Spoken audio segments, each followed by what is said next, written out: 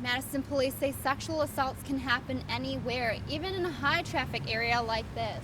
After 150 miles here at the finish line, exhausted riders say these 2 days of physical and mental endurance is nothing compared to those who are living with MS. An extensive search went into finding this man, with everything from helicopter searches to ground searches done by hundreds of volunteers. Drive for Hope has raised more than $400,000 since 2006.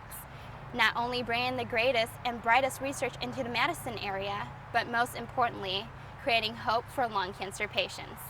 Beloit police continue investigating last night's shooting at Summit Park. Officers were dispatched to the 1200 block of Henry Avenue for reports of shots fired around 8:30 last night. When 82-year-old Gilmore Divinisha went missing on Wednesday, no one hesitated to find him. Helicopters, search dogs, and hundreds of volunteers were sent to look, but it wasn't successful until a drone was sent up in the sky. Everyone just kind of didn't rush over to the car or anything. And so we got out of the car and I was like, hey, I think we have someone who you guys might want to see. And so they came over and were just like absolutely blown away who we had in the car. David Lesh is visiting from Colorado with his girlfriend. He has a ski and snowboard outerwear company, which he uses the drone to shoot this kind of a video. Lesh sent up his drone to look at a 200-acre bean field from about 200 feet in the air. Katie Gorman, Lesh's girlfriend, wasn't too hopeful to find Divinisha.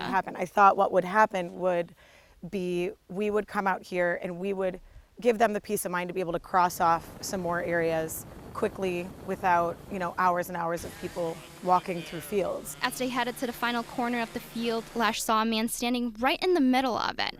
Sure enough, it was Divinisha. Lesh said Divinisha thought he had been out on a short walk and didn't quite understand why people would be looking for him. Nonetheless, Lesh said he was in good spirits, cracking jokes on the car ride back to the command center. One of the beautiful things about Madison is that people really do come together like that, and I've lived in a bunch of places over the country, and I think that would be unique to Madison. Reporting in Fitchburg, Amanda Ong, NBC15 News.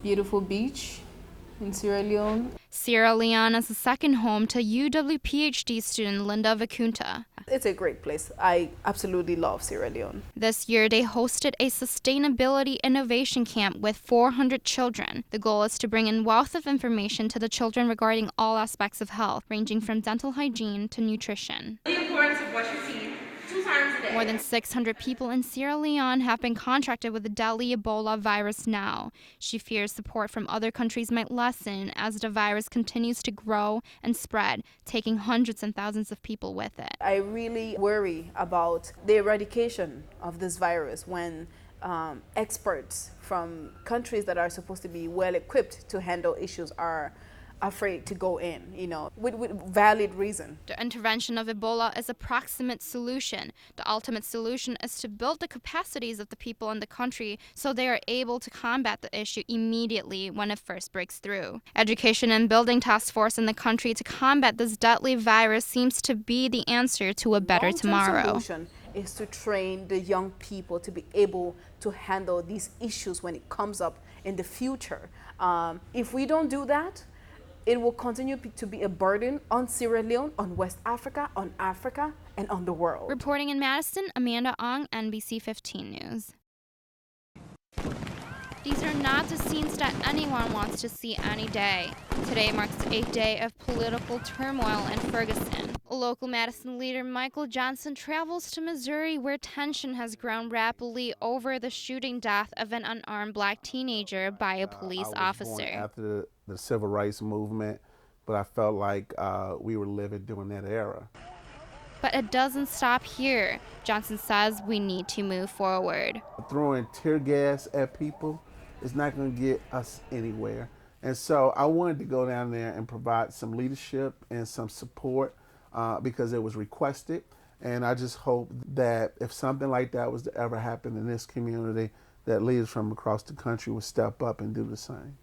The intervention is only short term. The community of Ferguson has to look past what has happened and make changes for a brighter future. This is not about being black. This is not about being white. This is a humanitarian issue.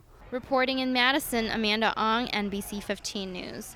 But our youth today they know more about a 9mm than a 9-to-5. Violence in Beloit seems to be a problem recently with the shooting last week that left a 16 and a 20-year-old dead. But there is still hope in the community, and Reverend Keith Stamper is one of them. He's a recognized youth leader in Beloit, and his goal is to make the city of Beloit a safer community. What we got to do as a community is we have to learn how to talk to our kids, our youth, to the society, and don't be scared. He perceives minimal mentoring and incorrect parenting as the problem with the violence in the city. But it's too many times we're dealing with families that are raising them as friends, and then yet they're letting the streets raise them. That's the deadly problem right there. Alongside with Stamper, Alicia Berger is also set to end violence in the same community. Parents need to teach their kids love. Everybody needs to stand up and be better role models. We're living in a society now where it's more dangerous than that because they don't have any leaders.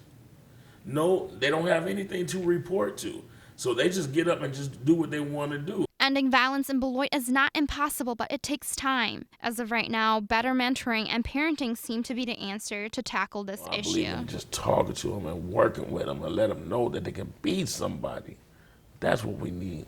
Reporting in Beloit, Amanda Ong, NBC15 News.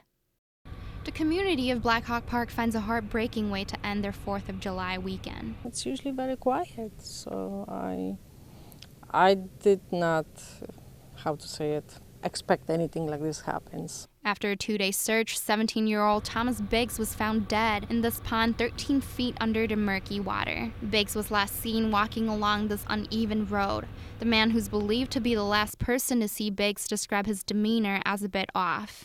Shoes on for one thing, and the rocks and mosquitoes. He seemed a little tipsy, but he wasn't falling down or up from one side of the road to the other. And I asked him if he was all right, and he said he just lived there. So Stan also mentioned the bizarreness of how close the boy lives in comparison to where his body was found. He says it doesn't make sense because the pond seems to appear to be calm with no current. Neighbors said it's a peaceful and quiet place to spend a weekend. Because of the nature of the pond and Biggs' ability to swim, Columbia County Sheriff Dennis Richards believes there must be more to the story than just an accident. To me, there had to be some other reason why this happened, because I don't think the water, knowing that he could swim, and at least what I believe to be literally no current, I just can't make heads or tails of the outcome of this, and that's one thing that bothers me is to try to find the answer for the family of why this happened.